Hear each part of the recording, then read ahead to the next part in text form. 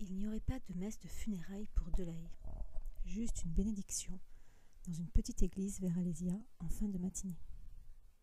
Quand Ferrer était arrivé, pas mal de monde se trouvait déjà là sans qu'il reconnût qui que ce fût. Il n'aurait pas imaginé que Delahaye possédait tant de parents ou d'amis, mais peut-être n'était-ce là que des créanciers résignés. Discrètement, il prit place au fond de l'église, ni tout à fait au dernier rang, ni derrière un pilier, mais à l'avant-dernier, pas trop loin d'un pilier. Tout ce monde venait d'entrer, allait entrer. Pour éviter de croiser des regards, Ferrer baissait les yeux sur ses chaussures, mais sa tranquillité fut brève. Remontant l'assistance à contre-courant, une femme pâle aux joues creuses en tailleur damassé vint se présenter à lui. Veuve Delahaye. Ah, dit Ferrer qui ne savait pas, qui n'aurait pas imaginé non plus que l'autre avait été marié. Bon, il l'avait été, bien ma foi, tant mieux pour lui. Cependant, lui apprit la veuve, elle et Delahaye n'avaient plus de vie commune depuis 6 ans, occupés des logements séparés, l'un non loin de l'autre, il est vrai.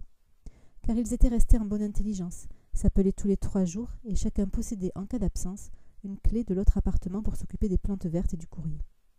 Mais au bout d'une semaine, inquiète du silence de Delahaye, elle avait fini par rentrer chez lui pour découvrir son corps sans vie sur le carreau de la salle de bain.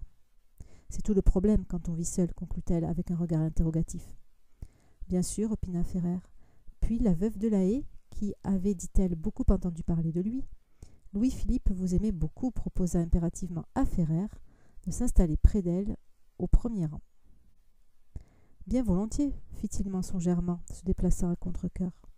Mais comme c'était au fond la première fois, se rendit-il compte qu'il assistait à une telle cérémonie, cela donnerait l'occasion de voir d'un peu plus près comment ça se passe. De fait, c'est assez simple. Vous avez le cercueil sur tréteau, disposé les pieds devant. À la base du cercueil, vous avez une couronne de fleurs à l'ordre de son occupant. Vous avez le prêtre qui se concentre à l'arrière-plan gauche et l'appariteur à l'avant-scène droite, corpulence rouge d'infirmier psychiatrique, expression dissuasive et costume noir, un goupillon dans la main droite. Vous avez le monde qui vient s'asseoir, et quand l'église presque pleine fait silence, le prêtre énonce quelques prières, suivies d'un hommage au défunt, puis il invite le monde à s'incliner devant la dépouille ou la bénir à l'aide du goupillon, au choix. C'est assez bref, et c'est bientôt fini. Ferrer s'apprête à voir s'incliner le monde lorsque la veuve lui pince le bras, désignant le cercueil du menton en haussant les sourcils. Comme Ferrer fronce les siens incompréhensivement, la veuve hausse et désigne de plus belle tout en le pinçant plus fort et le poussant. Il semble donc que ce soit lui d'agir. Ferrer se lève, le monde le regarde. Ferrer, il est embarrassé, mais il avance. Il ne sait comment faire, il ne l'a jamais fait. L'appariteur lui tendant le goupillon, Ferrer s'en empare sans être sûr de le saisir dans le bon sens, puis se met à l'agiter inconsidérément.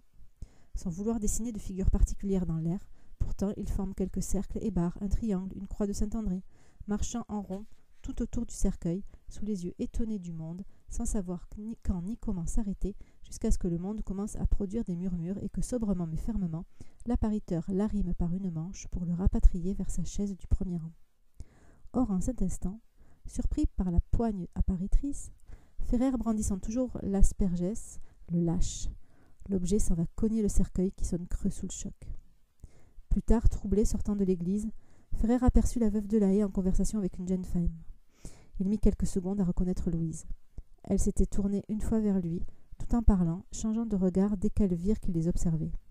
Prenant le parti de s'approcher d'elle, Ferrer dut se frayer un passage parmi les assistants qui s'attardaient par petits groupes comme à la sortie du théâtre, qui se retournèrent sur son passage, comme quand on reconnaît l'acteur de la scène du goupillon. Sans que Ferrer lui eût rien demandé, Louise répéta tout de suite qu'elle était toujours sans nouvelles de Victoire. La veuve, sans qu'on lui eût rien demandé non plus, fit fortement savoir que la disparition de Delahaye créait un vide que rien ne saurait jamais combler. Au point que post-mortem, précisa-t-elle avec exaltation, il semblait inconcevable que Delahaye ne continuât point à se manifester. En attendant, on se retrouverait au cimetière à l'heure du thé. Convoqué de la sorte, Ferrer ne pouvait se dérober.